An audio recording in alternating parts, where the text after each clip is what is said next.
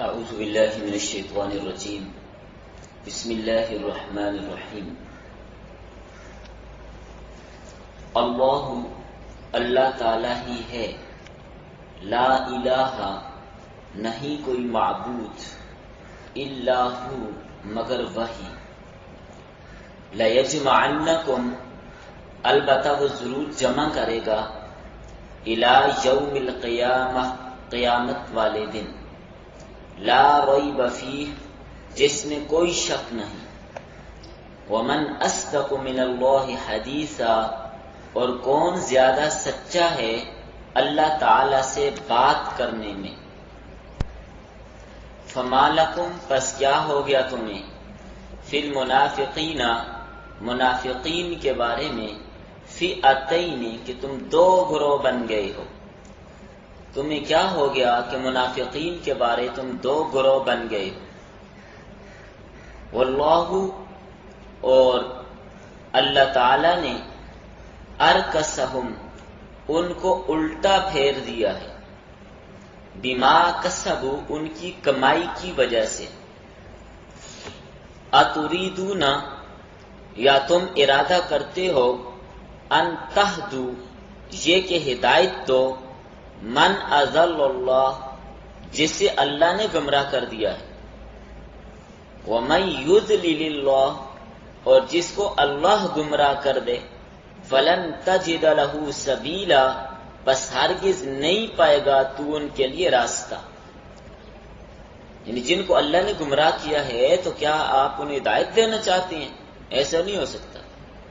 ودو اور وہ پسند کرتے ہیں اس بات کو، لو تکفرون کہ تم بھی کافر بن جاؤ، کما کفروا جیسا کہ وہ کافر ہو گئے ہیں، فتکونون پس تم ہو جاؤ سواء برابر، جیسے وہ کافر ہیں وہ تم بھی کافر بنا کے اپنے ساتھ برابر کرنا چاہتے ہیں، ان کا مقصد یہ ہے۔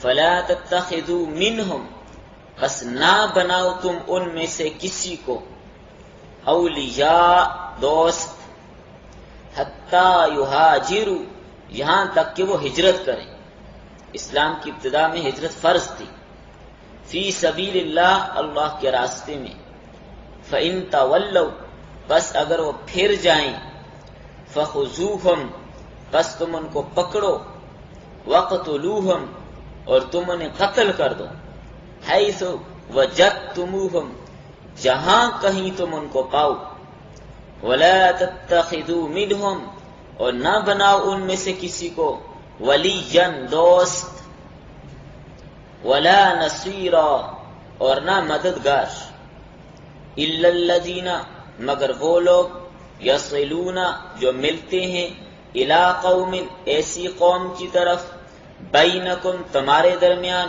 و بینہم اور ان کے درمیان، میثاق معاہدہ ہے، او جاؤکم یا لائیں تمہارے پاس، حسرت صدورہم کہ تنگ ہو گئے ہیں ان کے دل ان کے سینے، ان یقاتلوکم یہ کہ تمہارے ساتھ لڑیں، او یقاتلوا قومہم یا آپس میں لڑنے لگیں، ولو شاء اللہ اور اگر اللہ چاہے، لسلطہم علیکم تو ان کو تم پر مسلط کر دے، فلقاتلوکم بس وہ ضرور تمہارے ساتھ لڑیں گے، وہ ضرور تمہارے ساتھ لڑیں گے، فإن اعتزلوکم بس اگر وہ نہ لڑیں کنارہ کش ہو جائیں، فلم یقاتلوکم بس نہ لڑیں وہ تمہارے ساتھ، وَأَلْقَوْا إِلَيْكُمُ السَّلَمَ اور ڈالیں تمہاری طرف صلح کی بات،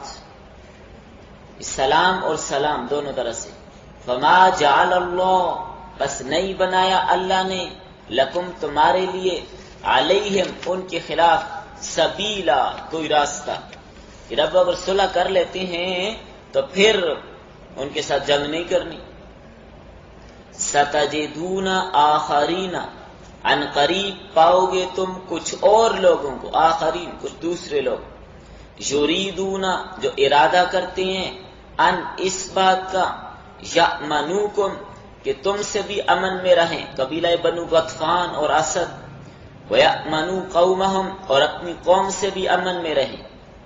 کلما جب کبھی بھی ردوا الی الفتنۃ ان کو لوٹایا گیا فتنے کی طرف ارکسوا فیہا تو لوٹا دیے جائیں گے اس فتنے کی طرف. فَإِن لَّمْ يَعْتَزِلُوكُمْ بس اگر وہ تم سے الگ نہ ہو وَيُلْقُوا إِلَيْكُمُ السَّلَامَ اور تمہاری طرف صلح کی پیشکش نہ کریں وَيَكُفُّوا أَيْدِيَهُمْ اور نہ روکیں اپنی آنکھوں کو تمہارے ساتھ لڑتے ہیں رکتے نہیں ہیں باز نہیں آتے فَخُذُوهُمْ پس تم پکڑو انہیں وَاقْتُلُوهُمْ اور انہیں قتل کرو حَيْثُ ثَقِفْتُمُوهُمْ جہاں کہیں ان کو پاؤ. وَأُولَئِكُمْ اور وہی لوگ ہیں جعلنا لکم بنایا ہم نے تمہارے لیے علیہم ان پر سلطانا مبینا کھلا غلبہ. وما کان لمؤمن اور نہیں لائق کسی مومن کے ان یقتل مؤمنا کہ قتل کرے کسی مومن کو الا خطأ مگر غلطی سے.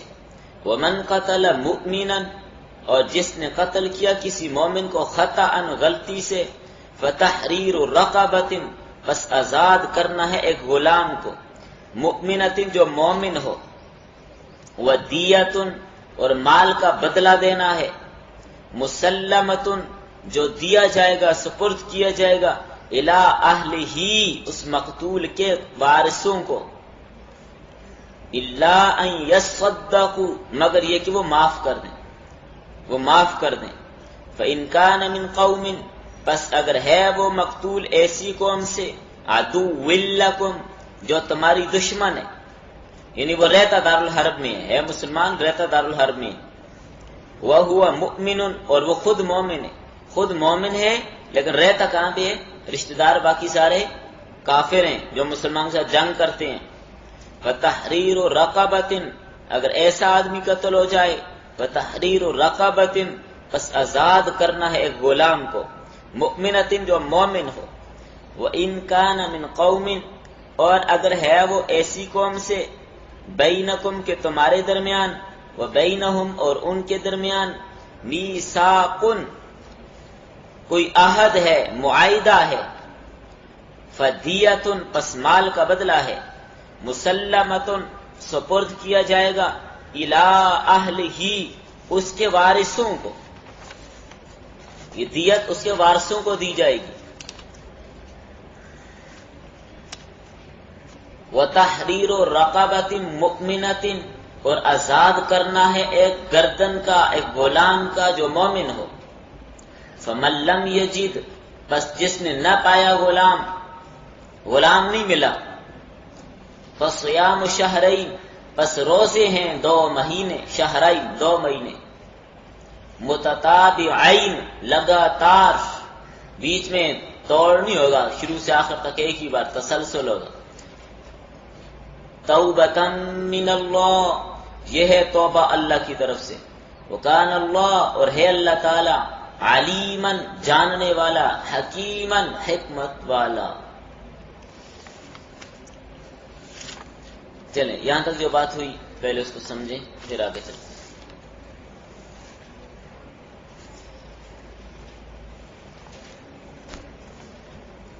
ربط لکھیں. گزشتہ آیت میں وعید کا ذکر تھا علی کل شیء حسیبا. اب اس آیت میں توحید اور قیامت کو بیان کیا.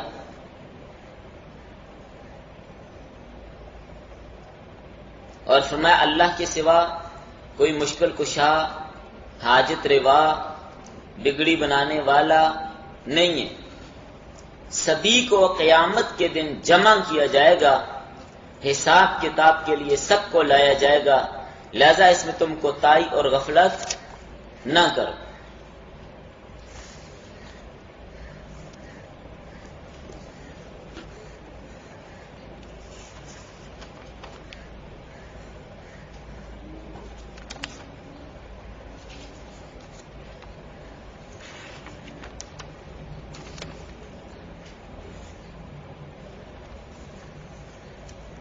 قیامت کے دن ہر ایک کو پائی پائی کا حساب دینا پڑے گا. اور وہ دن بھی ایسے لا ریب فیہ، اس میں کوئی شک نہیں ہے، وہ ضرور آئے گا۔ ومن اصدق من اللہ حدیثا، کون زیادہ سچا ہے اللہ تعالیٰ سے بات کرنے میں؟ اللہ سے زیادہ سچی بات کس کی ہو سکتی ہے؟ اس نے قرآن میں فرمایا قیامت پر حق ہے، تو عقائد میں ایک عقیدہ قیامت بھی ہے، جو قیامت پر ایمان نہ لائے وہ مسلمان نہیں ہوگا۔ اگلی آیت فما لکم فی المنافقین فئتین، اس کا ربط یہ ہے، گزشتہ آیات میں منافقین کا ذکر تھا، ان آیات میں بتایا جا رہا ہے کہ مسلمانوں کو منافقین کے ساتھ کیا معاملہ کرنا چاہیے۔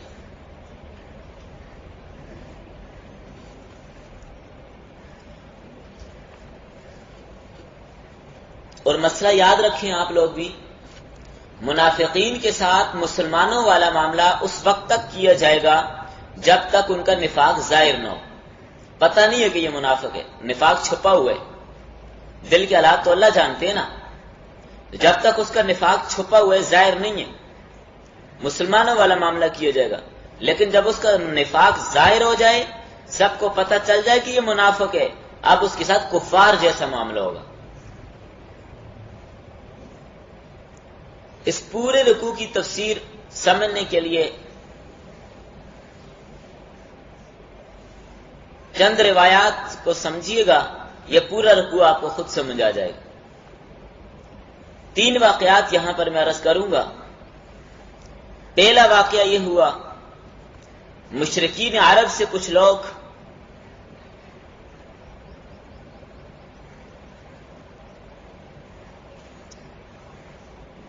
مدینہ طیبہ آئے، ظاہر یہ کیا کہ ہم مسلمان ہیں، اور ہجرت کر کے آ گئے ہیں۔ کچھ دن رہے، کہنے لگے کہ یہاں کی آب و ہوا میں ٹھیک نہیں آ رہی، ہمیں اجازت دیجیے کچھ دن ہم باہر یہاں پہ خیمہ وغیرہ لگا کے جنگل میں رہتے ہیں۔ آپ نے اجازت دے دی، تو مدینہ سے باہر نکلے، اور نکلتے نکلتے نکل ہی گئے اور مکہ جا پہنچے، مشرکین کے ساتھ جا ملے۔ وہاں جا کر خط لکھا کہ آپ ہماری طرف سے کچھ خیال نہ کرنا، ہم آپ کے ساتھ ہیں۔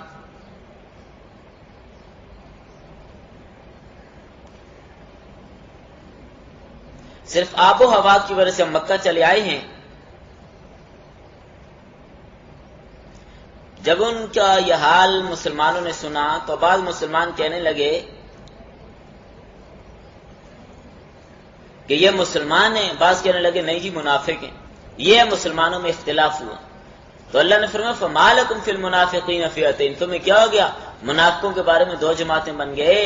یعنی اللہ نے بتا دیا یہ آنے والے لوگ کیا بلائیں تھے؟ منافق تھے، یہ مسلمان نہیں ہوئے۔ تو مسلمانوں میں اس بات پہ اختلاف پڑا، مسلمان کچھ کہتے تھے کہ یہ لوگ منافق ہیں، کچھ کہتے تھے نہیں جی مومن ہیں، اور جو کہتے تھے یہ منافق ہیں، ہمیں جہاں بھی ملے نا ہم انہیں قتل کریں گے، چھوڑیں گے نہیں۔ اگر یہ مسلمان ہوتے تو عزت چھوڑ کر واپس نہ جاتے۔ تو اللہ تعالیٰ نے اس پر یہ آیت نازل فرما دی اور ان کا کفر ظاہر کر دیا، اور فرمایا ان کے بارے میں 2 گروہ کیوں ہوتے ہو؟ یہ منافق لوگ تھے۔ یہ لوگ کیا تھے؟ منافق لوگ تھے، ان کے بارے میں 2 گروہ بننے کی ضرورت نہیں ہے۔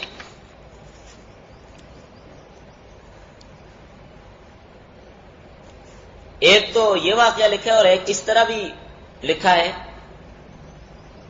کہ 40 کے قریب کچھ لوگ نبی صلی اللہ علیہ وسلم کی خدمت میں آئے، آ کر کہا مختلف قبیلوں سے تعلق رکھتے ہیں، ہمیں اسلام کے متعلق پتہ چلا ہے، تو آپ کی خدمت میں حاضر ہوئے ہیں، براہ راست آئے ہیں تاکہ اسلام کے متعلق کچھ جان سکے۔ تو یہ نبی صلی اللہ علیہ وسلم کے پاس رہے، آپ صلی اللہ علیہ وسلم نے ان کو ایمان کی حقیقت سمجھائی، اسلامی احکامات سمجھائے، صحابہ نے ان کی بڑی خدمت کی۔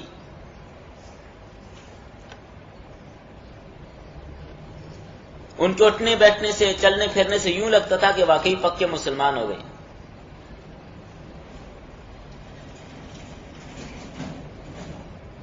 ایک دن نبی صلی اللہ علیہ وسلم کی خدمت میں آئے اور کہنے لگے ہم چاہتے ہیں کہ دوسرے لوگ جو پیچھے رہ گئے ہیں، ہمارے رشتہ دار، بیوی بچے، عزیز و اقارب، ہم ان کو بھی مسلمان کریں اور ان کو بھی لے کے آتے ہیں، ہمیں آپ اجازت دیں جانے کی۔ تو اس طرح اجازت مانگ کے گئے تھے۔ تو پیچھے سے مسلمان کہنے لگے، انتظار کیا، مہینہ گزرا، 2 مہینے، 3 مہینے، مسلمان آپس میں کہنے لگے وہ لوگ اگر مسلمان ہوتے واپس آتے، وہ کیوں نہیں آئے؟ تو کچھ کہتے نہیں جی مسلمان ہی ہوں گے، مجبوری ہوتی ہے، گھر سے نکلنا مشکل ہوتا ہے، سامان لانے انہوں نے اور ہجرت کرنی ہے، کوئی چھوٹا کام۔ تو اس طرح 2 جماعتیں ہو گئی صحابہ میں۔ کچھ صحابہ کہتے تھے یہ لوگ مومن ہیں، کچھ صحابہ کہتے تھے نہیں جی کافر ہیں، منافق ہیں۔ اس پر اللہ نے بتا دیا کہ یہ لوگ کیا ہیں؟ منافق ہیں۔ جھوٹ موٹ سے ایسی آیتیں ہیں کیا؟ منافق۔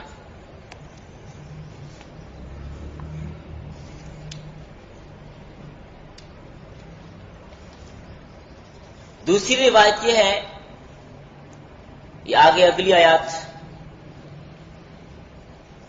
نبی صلی اللہ علیہ وسلم نے ہلال بن حویمر اسلمی سے عہد لیا ان سے کہ نہ تو وہ آپ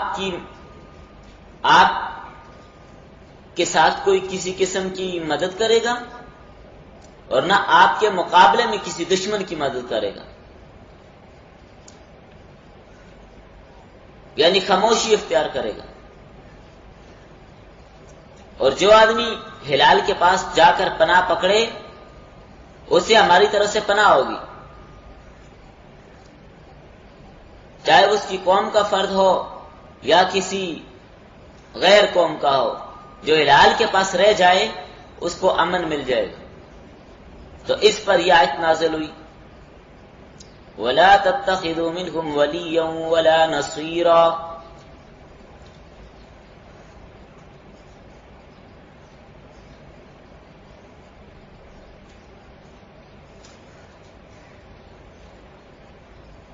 اور ایک واقعہ یہ لکھا ہے، حضرت عبداللہ بن عباس رضی اللہ تعالیٰ عنہ فرماتے ہیں یہ آیت سَتَجِدُونَ آخَرِینَ جو بھی آپ کو پڑھا دی،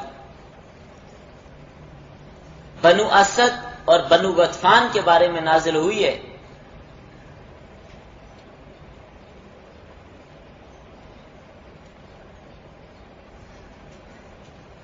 جب انہوں نے مدینہ آنا ہوتا، مدینہ آتے تو اپنے آپ کو مسلمان ظاہر کرتے کہ ہم مسلمان ہیں۔ ایسا کیوں کرتے تھے؟ اس لیے کرتے تھے کہ مسلمان ہمیں کچھ ضرر تکلیف نہ دے دیں، اور اپنی قوم میں جا کر کفر کا اظہار کرتے نہیں جی ہم تو وہی ہیں۔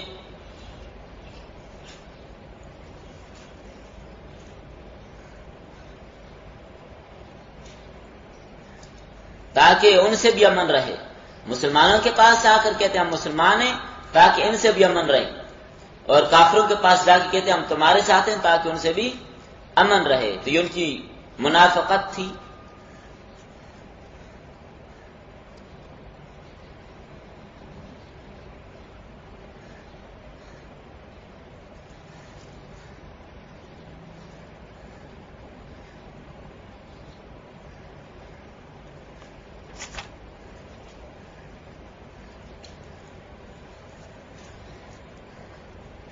اس آیت میں ان لوگوں کی گزشتہ حالت کی بنا پہ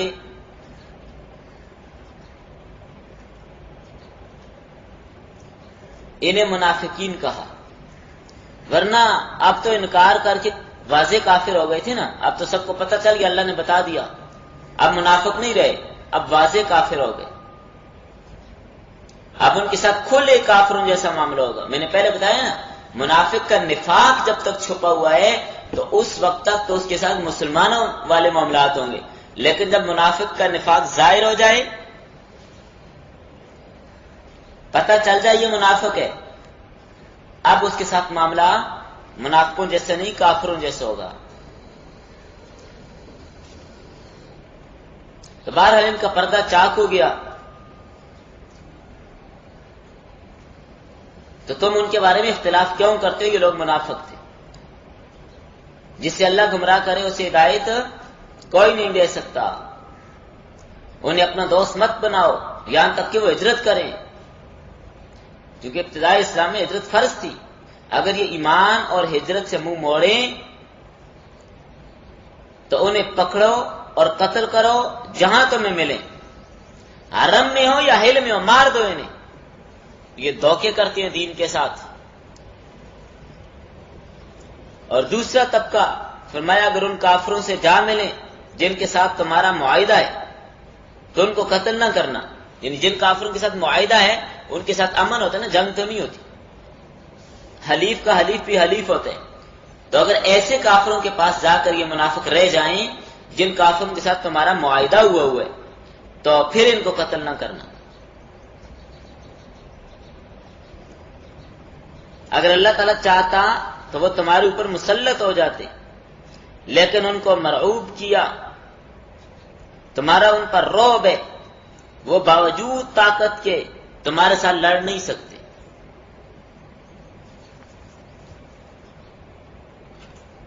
اور ایسے ہی اگر وہ کنارہ کش رہیں، صلح کی دعوت دیں تو بھی ان سے نہ لڑو، جیسے کہ ابھی آیت کے ترجمے میں آپ نے پڑھ لیا، صلح کی پیشکش کریں تو پھر ان سے لڑنا نہیں ہے، صلح کر لینی۔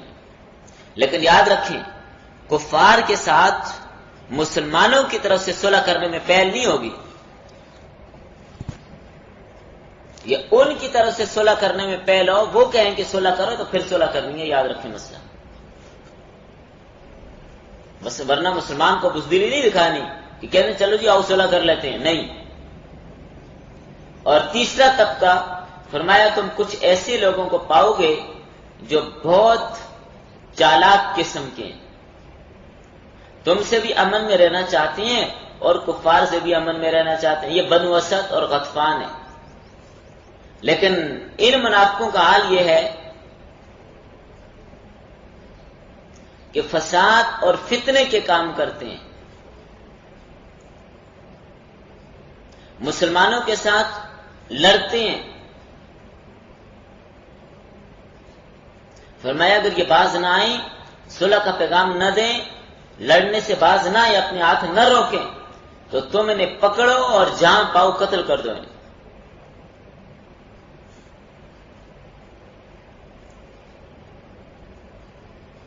ان کے قتل کی سری اجازت ہے تمہیں، جب ان کی عہد شکنی واضح ہو گئی، باطنی خباثت ظاہر ہو گئی تو اب قتل کی اجازت مل گئی، کیونکہ عہد بھی انہوں نے خود ہی توڑا تھا۔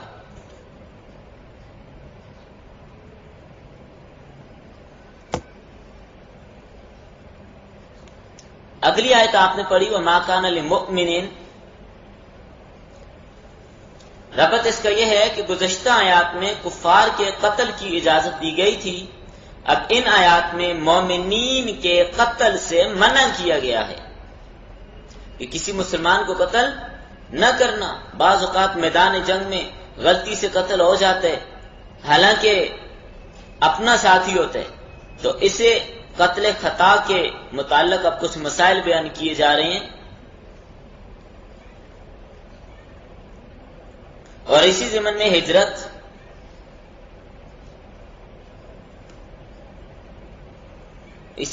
ہجرت کا ذکر بھی کیا گیا، اور نماز خوف پڑھنے کا ذکر بھی آگے اگلی آیات میں ذکر کیا، لیکن وہ ابھی ہم نے پڑھی نہیں۔ شان نزول میں کچھ روایات لکھی ہیں مفسرین نے، مثلا ایک روایت یہ آتی ہے عیاش بن ربیعہ کے متعلق یہ آیت نازل ہوئی۔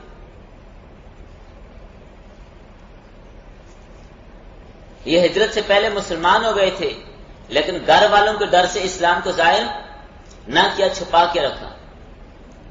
ابو جہل اخیافی بھائی تھا ان کا، ہجرت کے بعد یہ بھی مدینہ آ گئے، لیکن اپنے بھائیوں کے ڈر سے عام سریعام نہیں رہتے تھے، کسی قلعے میں چھپ کر رہتے تھے۔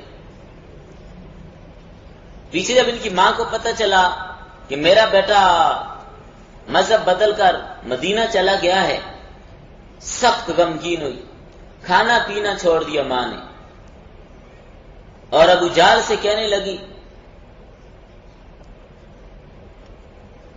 اس طرح حارث کو بھی، اور ان سے کہا کہ جاؤ اس کو واپس لے کے آؤ، اور اس سے کہہ دو ماں نے قسم اٹھا رکھی ہے کہ جب تک وہ واپس نہیں آئے گا میں چھت کے نیچے نہیں جاؤں گی۔ کیا مطلب؟ ہمیشہ دھوپ میں رہوں گی، دھوپ میں،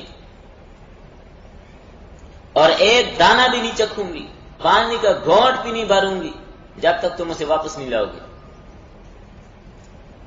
تو یہ تلاش میں نکلے، ان کے ساتھ حارث بن زید بھی ساتھ ہو گئے۔ یہ 3 لوگ آئے، مدینہ پہنچے، تلاش کیا، ایک قلعے کے پاس مل گئے انہیں، قلعے کے اندر۔ اس قلعے کے نیچے جا کر آواز دی کہ آپ کی ماں نے کھانا پینا چھوڑا ہوا ہے، ہمارے ساتھ چلو، ہم تمہارے ساتھ وعدہ کرتے ہیں کہ ایسی کوئی بات تم سے نہیں کریں گے جو تمہارے دین کے خلاف ہو۔ یہی تھی ان کی غداری۔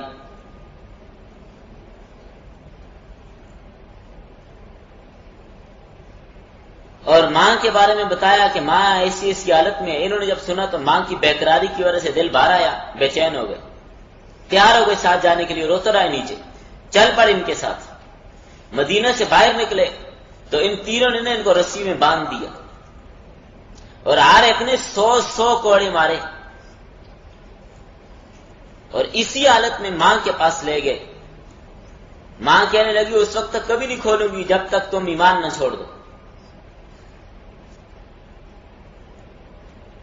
پاؤں باندھ کر، ہاتھ باندھ کر دھوپ پہ ڈال دیے، عرصہ تک تکلیفیں دیتے رہے۔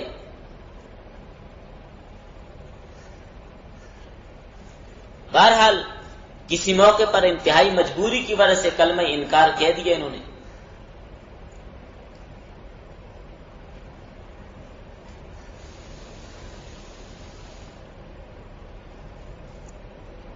اس پہ جب یہ کلمہ کہا تو حارث کہنے لگا اگر تمہارا دین اچھا ہوتا تو تم کبھی نہ چھوڑتے اس کو، چھوڑا کیا میں تم نے، اور اگر وہ گمراہی ہے تو پھر تو اتنا عرصہ گمراہی پر رہا ہے۔ عیاش نے جب یہ بات سنی غصہ آیا اور قسم اٹھا لی کہ میں اگر تنہائی میں تجھے ملوں گا نا، چھوڑوں گا نہیں، میں تمہیں قتل کر دوں گا۔ بہرحال وقت گزرا، عیاش نے دوبارہ ہجرت کی، اسلام قبول کیا، ہجرت کی، اور اس کے بعد مدینہ میں رہنے لگے۔ اتفاق کی بات کہ حارث بن زید بھی مسلمان ہو گیا، جس کے لیے انہوں نے قسم اٹھائی کہ میں تمہیں ماروں گا، وہ بھی مسلمان ہو گیا۔ مدینہ میں کسی جگہ پر حارث کو جاتے ہوئے دیکھ لیا تنہائی میں، تو عیاش نے اس کو قتل کر دیا، حالانکہ یہ مسلمان ہو گئے تھے، حارث مسلمان ہو گئے تھے۔ صحابہ نے بتایا کہ یہ تو مسلمان آدمی تھا۔ اب ان کو بھی ندامت ہوئی کہ میں نے مسلمان کو قتل کر دیا، کیونکہ پہلے قسم اٹھائی ہوئی تھی، پتہ تو نہیں تھا یہ مسلمان ہے۔ نبی کریم صلی اللہ علیہ وسلم کے پاس گئے کہ اب ہمارے لیے کیا بنے گا، ہمیں تو پتہ نہیں کہ یہ مسلمان تھا یا کیا تھا، تو میں نے تو مار دیا۔ اس پر یہ آیت نازل ہوئی، یہ قتل خطا ہے، اور قتل خطا میں کیا ہوگی؟ دیت ہوگی اور کفارہ ہوگا، اور کسی صورت میں صرف کفارہ ہوگا، وہ بات میں سمجھاتا ہوں آگے۔ دوسرا واقعہ یہ ہے کہ آیت حذیفہ بن یمان کے والد کے بارے میں نازل ہوئی، حضرت یمان کے بارے میں۔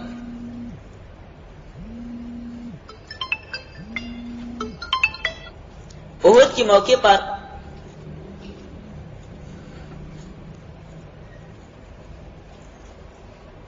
غلطی سے یہ مسلمانوں کے ہاتھوں سے مارے گئے تھے۔ ان کو مسلمانوں کو پتہ نہیں تھا، انہوں نے ان کو کافر سمجھا اور ان پر تلواریں چلا دی۔ حضرت حذیفہ دور سے دیکھ رہے تھے، آوازیں دی، پہنچے، لیکن اتنی شور میں کتنے آوازیں آتی ہیں۔ شہید ہو گیا یمان رضی اللہ تعالیٰ عنہ مسلمانوں کے ہاتھوں سے، کسی کو پتہ نہ چلا۔ مسلمانوں کو جب اپنی غلطی کا علم ہوا تو اپنے اس عمل پر بہت پریشان ہوئے، اس پر یہ آیت نازل ہوئی۔ اور تیسرا واقعہ یہ بھی لکھا ہے کہ یہ آیت حضرت ابو درداء رضی اللہ تعالیٰ کے بارے میں نازل ہوئی۔ سبب یہ ہوا کہ حضرت ابو دردہ کسی مارکے میں جنگ میں شریک تھے، تو اچانک کسی موقع پر جنگ سے جدا ہو کر گھاٹی کی طرف گئے، وہاں پر ایک آدمی کو دیکھا بکریاں چرا رہا تھا۔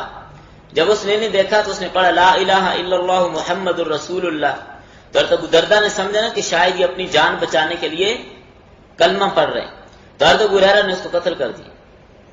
جب نبی صلی اللہ علیہ وسلم کے پاس آ کر اس بات کا ذکر کیا تو آپ بڑے ناراض ہوئے اور فرمایا تو نے اس کا دل چیر کر کیوں نہ دیکھا کہ دل سے پڑھے یا زبان سے پڑھے۔ ان کو پھر ندامت ہوئی تو اس پر یہ آیات اتری اور اس میں تفصیل بتا دی کہ اگر غلطی سے مسلمان قتل ہو جائے تو اس کا حل کیا ہے۔ بہرحال شان نزول جو بھی ہو، سب کا اصل یہی ہے، کسی مومن کو قتل کرنا ہرگز جائز نہیں ہے۔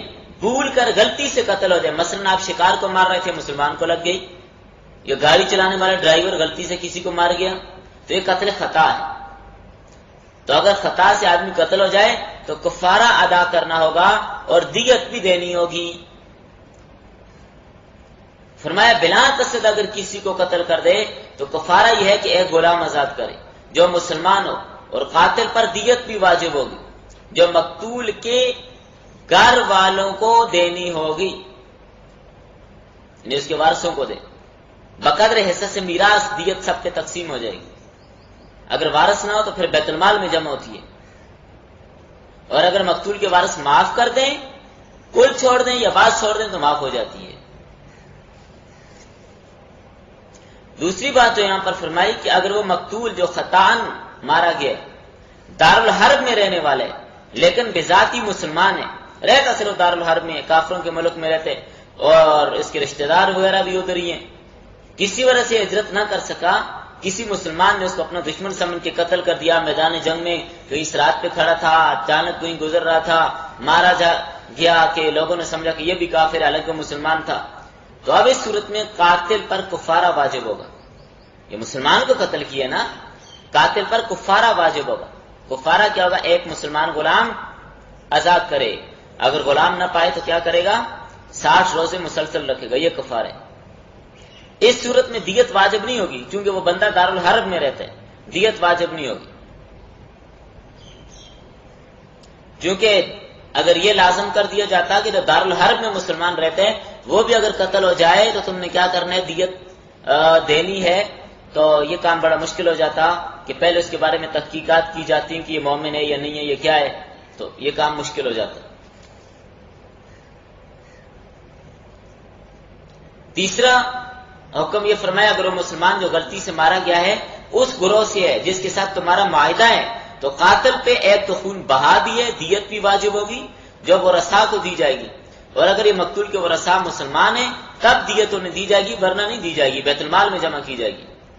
اور دیت کے علاوہ ایک غلام بھی آزاد کرنا لازم ہوگا جو مسلمان ہو۔ 3 صورتیں بیان کی ہیں، تو مطلب یہ ہے کہ اس صورت میں دیت اور کفارہ دونوں لازم ہوگی۔ تو 2 صورتیں ایسی ہیں کہ دیت اور کفارہ دونوں ہیں، اور ایک صورت وہ کہ صرف کفارہ ہے، دیت نہیں ہے، وہ کب ہے؟ جب دارالحرب میں رہتے ہیں۔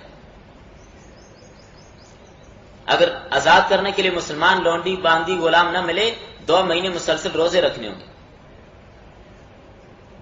اور جمہور کے نزدیک روزے صرف غلام کا بدل ہے، دیت کا بدل نہیں ہے، دیت دینی ہوگی۔ یہاں 3 صورتیں بیان ہو گئی، جس مسلمان کو غلطی سے مارا گیا ہے اس کے وارث مسلمان ہیں تو دیت اور کفارہ دونوں لازم ہیں۔ نمبر 2، اگر مقتول کے وارث مسلمان نہیں ہیں، کافر ہیں لیکن ان سے معاہدہ کیا ہوا ہے تو اب بھی دیت اور کفارہ دونوں لازم ہیں، معاہدہ ہے ان کے ساتھ کہ جنگ نہیں ہوگی آپ کے ساتھ۔